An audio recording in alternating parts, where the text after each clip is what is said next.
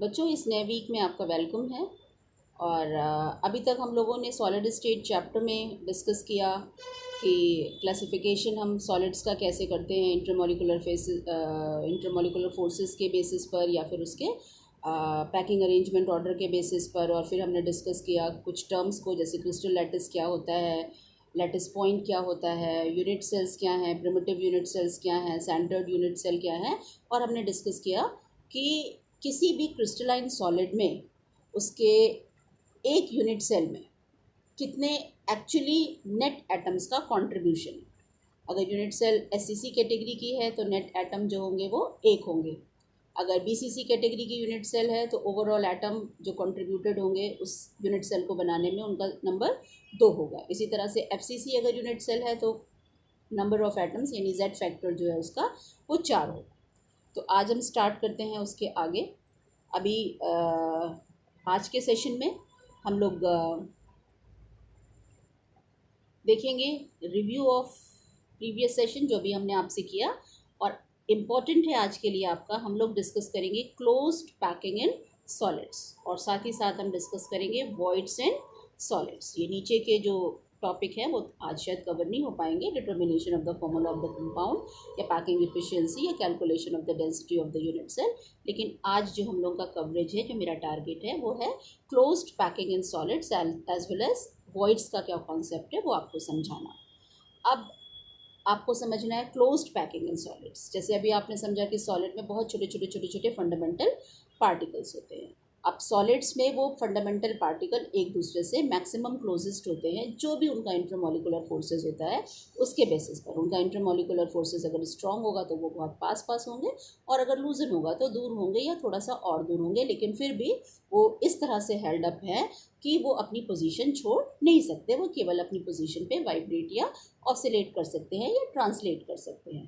तो ये आप समझते हो कि फंडामेंटल पार्टिकल्स जो हैं वो प्रेजेंट है। अब हम जैसे समझाने की कोशिश कर रहे हैं कि सॉलिड है। सॉलिड्स में जब हम पैकिंग की बात करते हैं तो यहाँ पर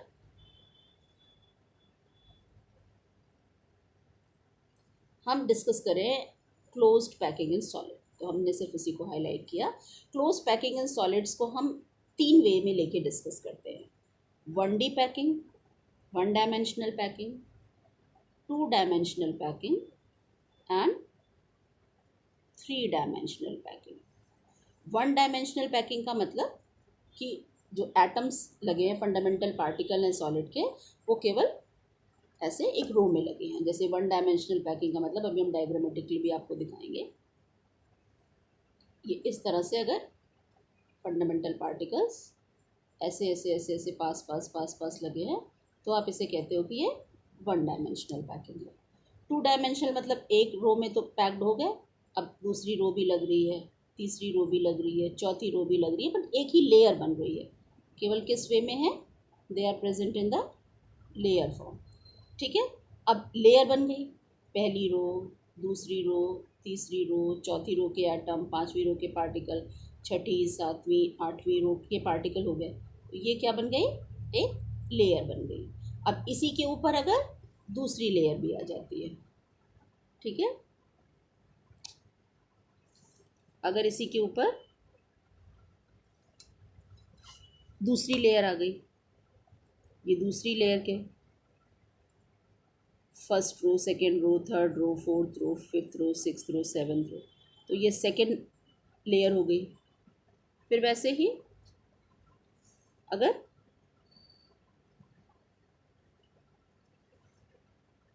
मान लीजिए इसके ऊपर हम तीसरी लेयर की बात करते हैं, ये तीसरी लेयर के एटम्स लगे, ये उसका 2D पैकिंग हो रहा है। तो लेयर बाय लेयर जब हुआ, यानी एक ऊंचाई भी मिल गई, ठीक है, एक हाइट भी मिल गई, तो आप इसको क्या कहते हो? 3 डायमेंशनल पैकिंग। तो समझ में आया? अगर केवल रो फॉर्म हो रहा है तो आप इसे कहोगे 1D पैकिंग है, लेयर फॉर्म हो रहा है तो 2D पैकिंग है, और पूरा एक उसको हाइट भी मिल रहा है तो ये 3D पैकिंग है। तो सॉलिड्स में हमको 1D, 2D और 3D समझना है। बेसिकली हमको 3D ही समझना है, पर 3D समझने के लिए हम स्टार्ट करेंगे 1D और 2D से। एक चीज़ आपको और समझानी है कि आपके सिलेबस में जो सॉलिड स्टेट की पैकिंग है वो बेसिकली एलिमेंट्स के लिए है। पहले कंपाउंड्स के लिए भी होती थी, लेकिन अब केवल आप एलिमेंट्स की पैकिंग समझते हो। किसकी पैकिंग समझते हो? डिटेल में आप एलिमेंटल पैकिंग समझते हो, और बाद में थोड़ा बहुत हम डिस्कशन करके उसमें कंपाउंड यानी स्पेशली आयनिक कंपाउंड पे भी आते हैं। एलिमेंट और कंपाउंड का डिफरेंस तो सबको पता होगा। सारे एटम्स एक जैसे हैं, atoms are same. If all atoms are same these are elements. और कंपाउंड्स में तो कॉम्बिनेशन ऑफ एटम्स है, ए एटम भी हो सकता है, बी एटम भी हो सकता है, सी एटम भी हो सकता है। तो नॉर्मली जो आप लोग करते हो वो बाइनरी सॉलिड्स आपके सिलेबस में है। तो कंपाउंड की पैकिंग है, तो कंपाउंड की पैकिंग ज़्यादा नहीं है। आपको बेसिकली किसके बारे में डिस्कस करना है? आपको एलिमेंटल पैकिंग के बारे में डिस्कस करना है। You have to discuss about only elemental packing, ठीक है। सो हम एलिमेंटल पैकिंग को डिस्कस करेंगे। एलिमेंटल पैकिंग में भी हम एलिमेंटल पैकिंग में भी हम 1D डिस्कस करेंगे, फिर 2D डायमेंशनल पैकिंग डिस्कस करेंगे, और फिर 3 डायमेंशनल पैकिंग डिस्कस करेंगे। ओके, तो हम स्टार्ट करते हैं आगे। ये सब तो आपने पढ़ लिया, पिछले सेशन का रिव्यू है। अब हम आते हैं क्लोज पैकिंग इन सॉलिड्स। अब जैसे यहाँ पर आपको एक एग्जाम्पल दिखाया जा रहा है, डेली लाइफ से ड्रॉ कर रहे हैं, ठीक है। ये आप देख रहे हो कि टोमेटोज़ को पैक किया गया है। ये एक रो है, उसके ऊपर दूसरी रो है, उसके ऊपर तीसरी रो है। जब केवल एक रो की बात करते हो तो ये 1D पैकिंग हो गई, ठीक है। ऐसे ही वो पीछे भी रोज़ लगेंगी तो वो 2D पैकिंग हो जाएगा, और जब उसको हाइट भी मिल गई तो ये कैसी पैकिंग हो गई? ये 3D पैकिंग हो गई, ठीक है। अब इसमें एक चीज़ आपको गौर करने की है। आप ये देख रहे हो कि फर्स्ट रो के टोमेटोज़ लगे, पहला, ठीक है, ये first tomato, second tomato, third tomato, fourth, fifth, six, seventh, इस तरह से लगे। अब ये जब टोमेटोज़ रखे जा रहे हैं, जैसे ये ऐसे समझो, ये first fundamental particle, second, third, fourth, fifth, six, seven, तो ये 1 डायमेंशनल पैकिंग है। 1 डायमेंशनल पैकिंग में किसी भी एक फंडामेंटल पार्टिकल के बगल में कितने पार्टिकल होते हैं? 2 और पार्टिकल होते हैं। इसको हम कहते हैं कोऑर्डिनेशन नंबर। किसी भी एक एटम को कितने और एटम्स टच कर रहे हैं, या किसी भी एक फंडामेंटल पार्टिकल को कितने और पार्टिकल टच कर रहे हैं, ये उसका कहलाता है कोऑर्डिनेशन नंबर। तो 1D पैकिंग में कोऑर्डिनेशन नंबर कितना हुआ? 2 हुआ। इस एटम के रेफरेंस में अगर देख रहे हो, पार्टिकल के रेफरेंस में, तो इस पार्टिकल को कितने पार्टिकल टच कर रहे हैं? 2 पार्टिकल टच कर रहे हैं। तो कोऑर्डिनेशन नंबर क्या हो गया? कोऑर्डिनेशन नंबर 2 हो गया। तो 1D पैकिंग में कोऑर्डिनेशन नंबर कितना होता है? 2 होता है, ठीक है। तो ये तो 1D पैकिंग आपने समझी। अब हम आगे बढ़ते हैं, ठीक है। ये एक रो के एटम्स लगे हुए हैं। अब सेकेंड रो के एटम्स लगाने, 2 पॉसिबिलिटी है। अगर इंटरमॉलिकुलर फोर्स स्ट्रांग होगा, ठीक है, तो वो क्लोज एक दूसरे को खींचेंगे, और अगर इंटरमॉलिकुलर फोर्स थोड़ा वीकर होगा तो वो एक दूसरे को इतना क्लोज नहीं खींचेंगे। तो 2 पॉसिबिलिटीज़ आती है। नेक्स्ट में आपके सामने 2 पॉसिबिलिटी आती है। एक तो ये कि ये एक एटम है, और दूसरा एकदम उसी के नीचे लग रहा है, ऐसे स्क्वायर टाइप में। इनकी अगर न्यूक्लियाई को आप मिलाइए तो क्या बन रहा है? स्क्वायर बन रहा है, ठीक है। तो ये एक दूसरे के नीचे, ठीक है, ऐसे।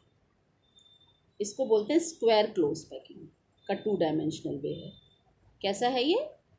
This is square close packing. क्या होगा? SCP, स्क्वायर क्लोज पैकिंग, ठीक है। लेकिन अगर कंडीशन दूसरी,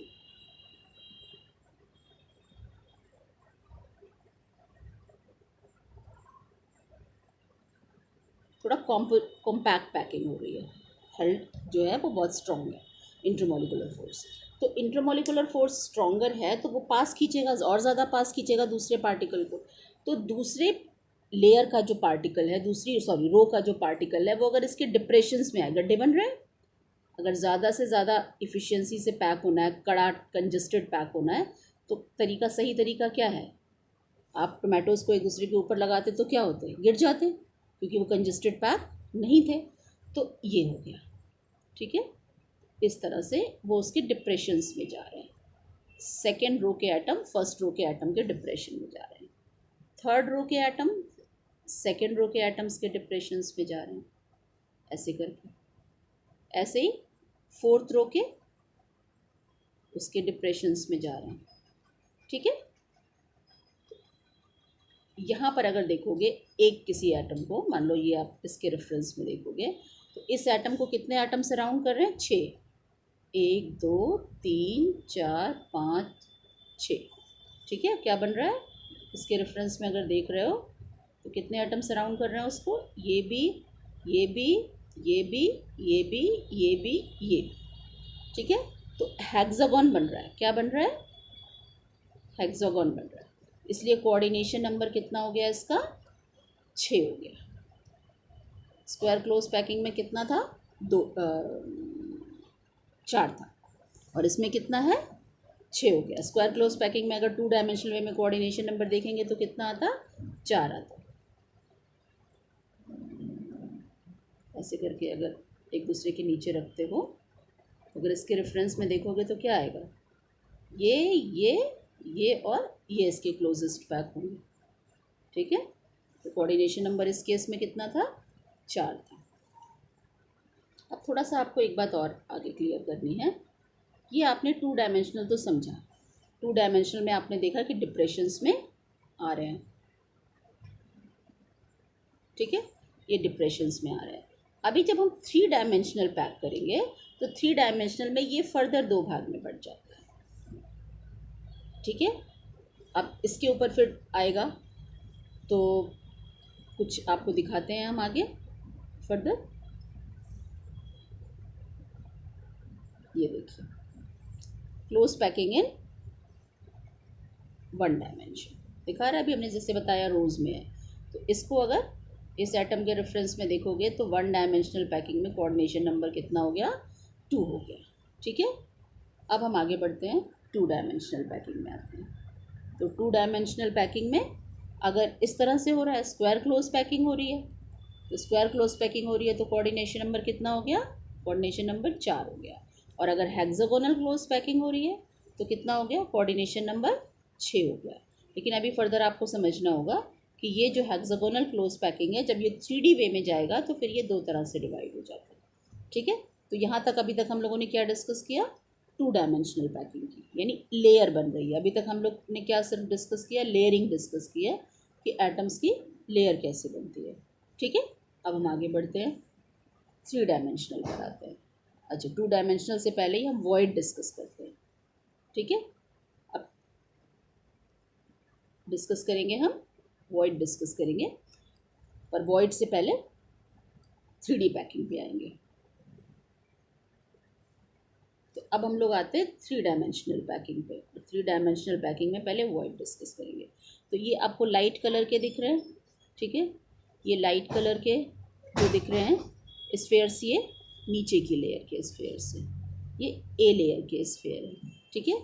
और सेकेंड लेयर में फिर उसके ऊपर लग रहा है। कंजस्टेड पैकिंग अगर होनी है तो सेकेंड लेयर में क्या होगा? फर्स्ट लेयर के जो डिप्रेशंस फर्स्ट लेयर के बन रहे हैं, फर्स्ट लेयर के ऊपर जो है वो सेकेंड लेयर के लग रहे हैं। जैसे अगर हम आपको ऐसे समझाएं कि ये पहली रो बनी, ठीक है, फिर ये दूसरी रो बनी, फिर ये तीसरी रो बनी, इस तरह से एक लेयर बन गई, ठीक है। अब ये कौन सी लेयर बन गई? ये ए लेयर बन गई, ठीक है। अब हम बात करते हैं बी लेयर की। अब इसके डिप्रेशंस पे लग रही है, ये दूसरी लेयर के एटम्स हैं। ये कौन सी लेयर बन रही है? ये बी लेयर की फर्स्ट रो, बी लेयर की सेकेंड रो, बी लेयर की थर्ड रो, ये इस तरह से बन गई, तो ये कौन सी लेयर है, ये बी लेयर है। जब 2 लेयर हो गई तो वॉइड आने शुरू हो गए। वॉइड मतलब बीच की खाली जगह। वॉइड मतलब होता है इंटरस्टिशियल स्पेस। एटम्स के फंडामेंटल पार्टिकल के बीच जो खाली जगह बचती, क्योंकि एटम्स या आयंस कैसे हैं, स्फेरिकल है, तो उनके बीच में जो खाली जगह बचती है उनको हम वॉइड या इंटरस्टिशियल स्पेसेस कहते हैं। तो ये इंटरस्टिशियल स्पेसेस बन गए हैं। अब ये इंटरस्टिशियल स्पेसेस एक्चुअली 2 तरह के होते हैं, टेट्राहीड्रल एंड ऑक्टाहीड्रल। बड़े हैं छोटे हैं। टेट्राहीड्रल कैसे होंगे, स्मॉल होंगे, उनका साइज़ स्मॉल होता है, और ऑक्टाहीड्रल का साइज़ लार्ज होता है। आप समझो थोड़ा सा अंतर कि टेट्राहीड्रल और ऑक्टाहीड्रल में क्या अंतर है। जैसे कि आप फोकस करो ये वाले वॉइड पर, तो ये वाला वॉइड जो है, ये वाला वॉइड जो टी जहाँ लिखा हुआ है, ये वाला वॉइड, ये वॉइड कैसे बन रहा है, ऊपर की 3 एटम्स और नीचे क्या है, 1 एटम है। ऊपर के ये 3 एटम्स हैं और नीचे लाइट कलर का 1 एटम है। तो ये 4 एटम के सराउंडिंग से बन रहा है। ये ऊपर के 3 एटम और 1 एटम नीचे की तरफ है। तो ये एक्चुअली टेट्राहीड्रल होता है।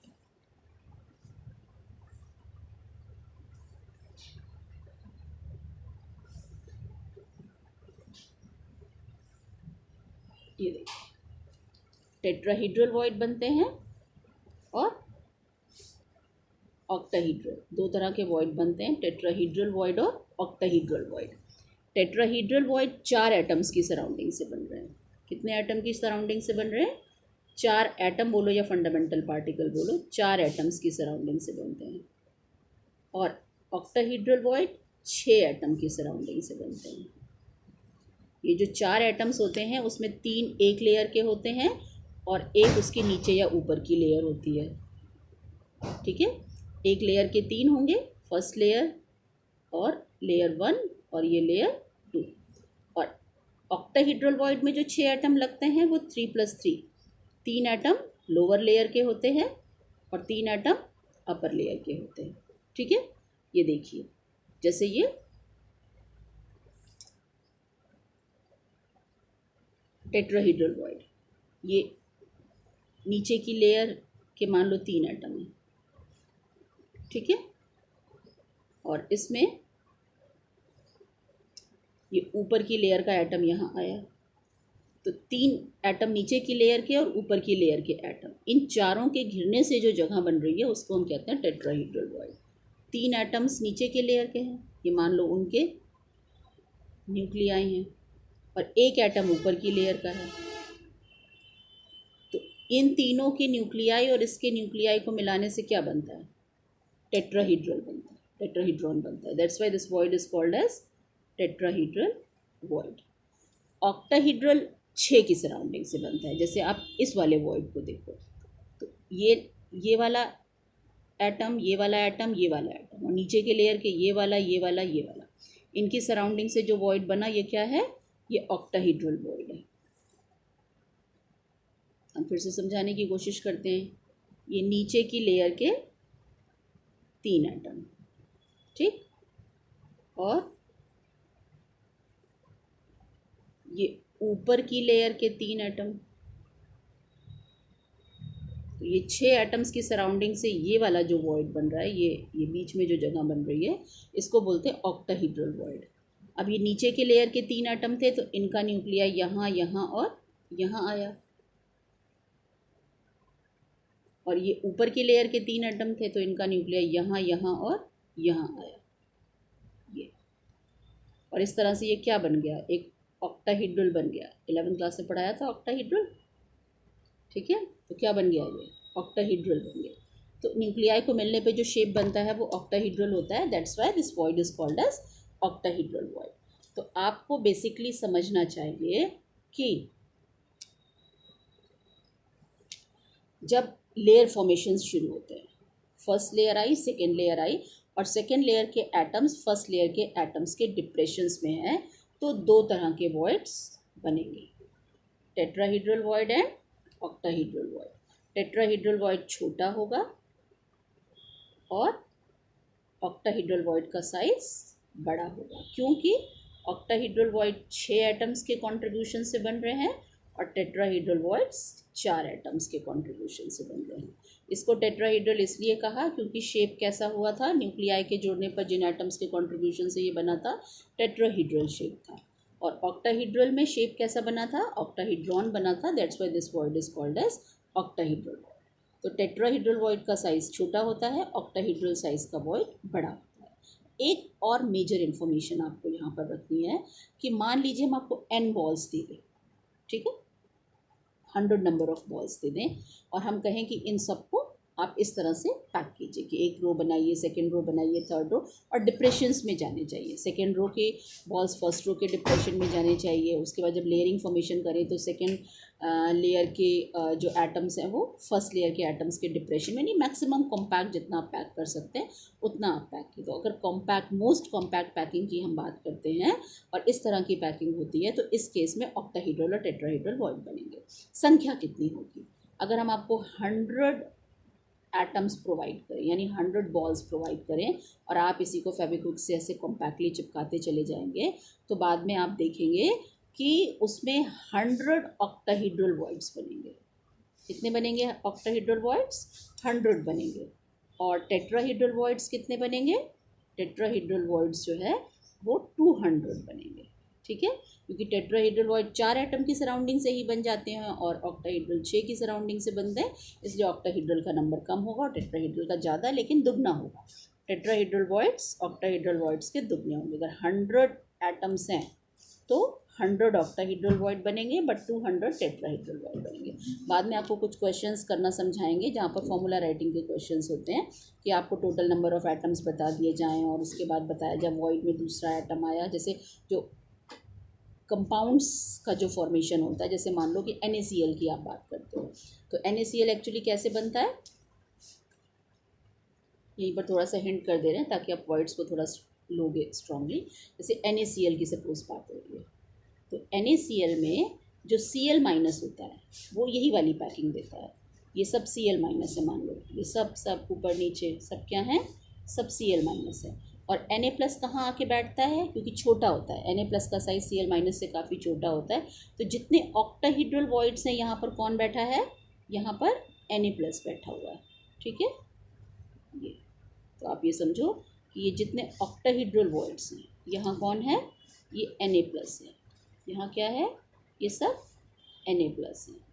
और ये जो बेसल पैकिंग हो रही है वो किसकी हो रही है, ये सब क्या है, ये सब Cl- है। और ऑक्टाहीड्रल वॉइड में कौन बैठा है, और ऑक्टाहीड्रल वॉइड में Na+ अरेंज हुआ है आके, ठीक है। वो साइज़ पे डिपेंड करता है, रेडियस रेशियो कौन कितना छोटा है। बहुत छोटे होंगे तो टेट्राहीड्रल वॉइड में जाएंगे, बड़े होंगे तो ऑक्टाहीड्रल में जाएंगे, और बड़े होंगे तो फिर इस पोजीशन को फैला के बदल देते हैं, तब ये मोस्ट कॉम्पैक्ट पैकिंग पॉसिबल नहीं होती। तो वॉइड का कॉन्सेप्ट आपको समझ में आया। वॉइड के कॉन्सेप्ट में आपको ये समझाया गया कि जब मोस्ट कॉम्पैक्ट पैकिंग होती है और डिप्रेशंस में एटम्स एक दूसरे के अरेंज होते हैं तो 2 तरह के वॉइड्स बनते हैं, टेट्राहीड्रल ऑक्टाहीड्रल। टेट्राहीड्रल 4 के कंट्रीब्यूशन से, ऑक्टाहीड्रल 6 से, और टेट्राहीड्रल वॉइड्स का नंबर दुगना होता है ऑक्टाहीड्रल वॉइड्स के। अगर n एटम्स टोटल हैं तो अगर n एटम्स टोटल हैं तो ऑक्टाहीड्रल वॉइड तो n बनेंगे, लेकिन टेट्राहीड्रल वॉइड कितने बनेंगे, 2n बनेंगे। तो ये आपने वॉइड का कॉन्सेप्ट समझा, ठीक है। ये नेक्स्ट स्लाइड आपको यही दिखा रही है, हमने इसको आपको थोड़ा सा पहले समझाने की कोशिश की। ये आप देख रहे हो कि 2 तरह के वॉइड्स बन रहे हैं, टेट्राहीड्रल एंड ऑक्टाहीड्रल, ठीक है। और यहाँ पर टेट्राहीड्रल वॉइड बनाना दिखाया है, नीचे की 3 लेयर, ऊपर की 1 लेयर, और यहाँ ऑक्टाहीड्रल वॉइड बनाना दिखाया है, नीचे के 3 एटम और ऊपर के एटम के, ऊपर की लेयर के 3 एटम। तो इस तरह से ये ऑक्टाहीड्रल शेप बन रहा है और ये टेट्राहीड्रल शेप बन रहा है। तो वॉइड्स का कॉन्सेप्ट हमें लगता है आपको समझ में आ गया होगा। अब हम आगे बढ़ेंगे, आगे हम अब चलेंगे। अभी तक हमने 2 लेयर की बात की कि फर्स्ट लेयर आई और सेकेंड लेयर आई, ठीक है। लेकिन अब हम बात करते हैं कि थर्ड लेयर कैसी हो सकती है। फर्स्ट से सेकेंड लेयर में भी आपके सामने 2 कॉन्सेप्ट आए, ठीक है।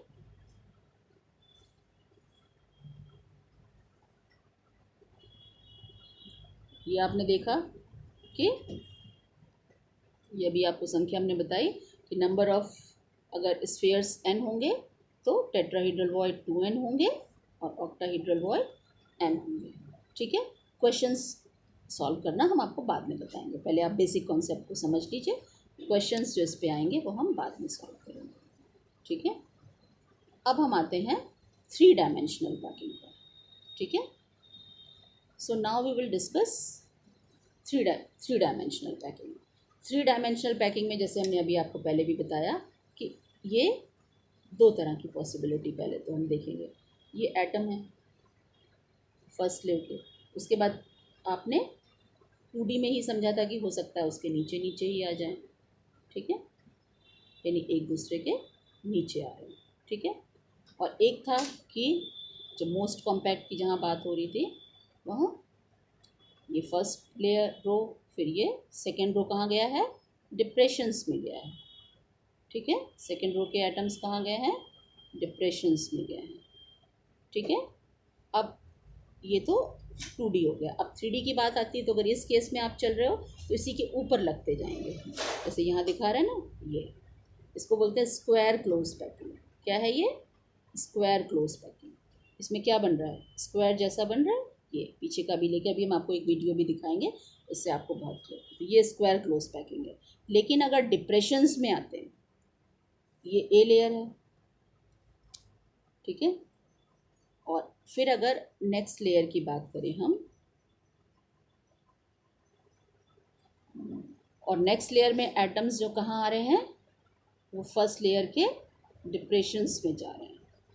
तो ये कौन सी लेयर बन रही है, ये बी लेयर बन रही है। ठीक है, ये कौन सी लेयर बन रही है, ये बी लेयर बन रही है।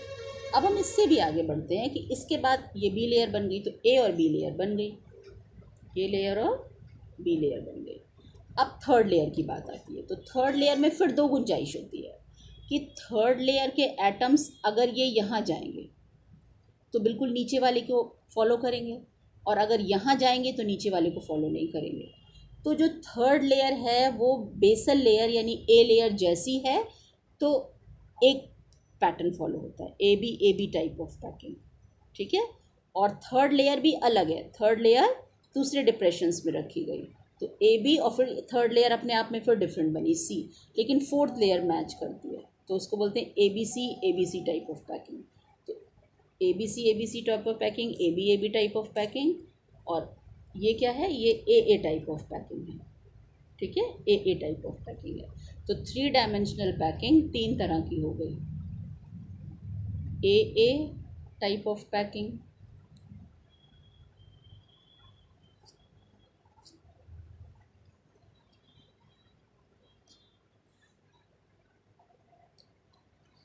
थ्री डी पैकिंग 3 तरह की हो गई।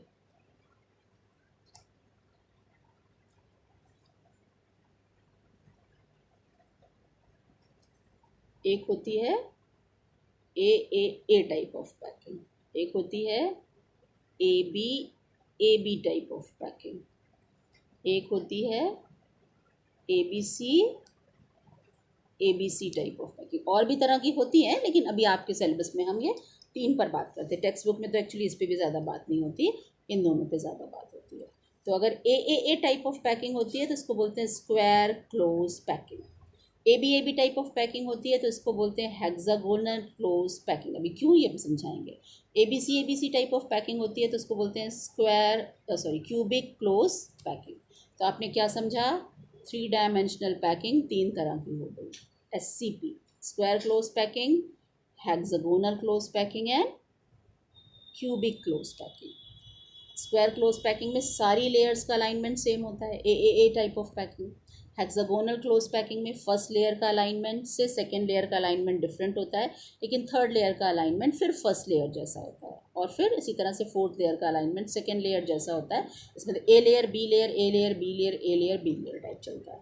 और इसमें फर्स्ट लेयर का अलग होता है, सेकेंड लेयर का अलग होता है, थर्ड लेयर का अलग होता है, फिर फोर्थ लेयर का अलाइनमेंट फर्स्ट लेयर जैसा होता है। तो इसलिए इसको कहते हैं A B C type of packing. क्यों इनको SCP कहा, स्क्वायर क्लोज पैकिंग कहा, क्यों इसको हेक्सागोनल क्लोज पैकिंग कहा, क्यों इसको क्यूबिक क्लोज पैकिंग कहा, क्योंकि इनमें जो यूनिट सेल बनकर सामने आती है वो ये शेप्स होते हैं। इस टाइप की पैकिंग में जो यूनिट सेल बन के सामने आएगी वो एक स्क्वायर क्यूब बनेगा। क्या बनेगा, वो एक स्क्वायर क्यूब, सिंपल क्यूब बनेगा, ठीक है। और इसमें क्या बनेगा, आपको जो प्रिमिटिव सेल्स पढ़ाया था, 7 प्रिमिटिव सेल्स पढ़ाया था, तो सबसे पहले क्यूबिक पढ़ाया था, सिंपल क्यूबिक। तो एचसीपी में कौन सा यूनिट सेल बनेगा, सिंपल क्यूबिक यूनिट सेल बनेगी। एचसीपी में कौन सी यूनिट सेल बनेगी, इसमें हेक्सागोनल यूनिट सेल बनेगी। अभी कैसे बनेगी वो आप समझ लोगे, वीडियो दिखाएंगे। और इसमें एफसीसी यूनिट सेल बनेगी। क्या बनेगी, एफसीसी। तो ये आपको बहुत स्ट्रांगली समझना है, बाद में न्यूमेरिकल्स वगैरह में भी इस एस्पेक्ट को बहुत गौर करते हैं कि 3D पैकिंग में आपने 3 समझा, square close packing, hexagonal close packing और क्यूबिक क्लोज पैकिंग, ठीक है। इसमें एससीसी यूनिट सेल बन रही है, इसमें हेक्सागोनल यूनिट सेल बन रही है और इसमें एफसीसी यूनिट सेल बन रही है, ठीक है। चलिए अब हम आपको वीडियो दिखाएंगे, ठीक है। ये दिखाने से पहले हम आपको थोड़ा एक वीडियो दिखाते हैं। वीडियो से शिक्षा हाउस का वीडियो है, जिससे कि हम आपको एक्सप्लेन करेंगे कि ये एससीपी, एचसीपी और सीसीपी पैकिंग कैसा है। लेकिन क्योंकि ऑलरेडी ये जो वीडियो है वो 31 मिनट का हो गया है, तो हम यहीं पर स्टॉप करते हैं और आपको नेक्स्ट वीडियो में उसके बारे में आज ही समझाते हैं।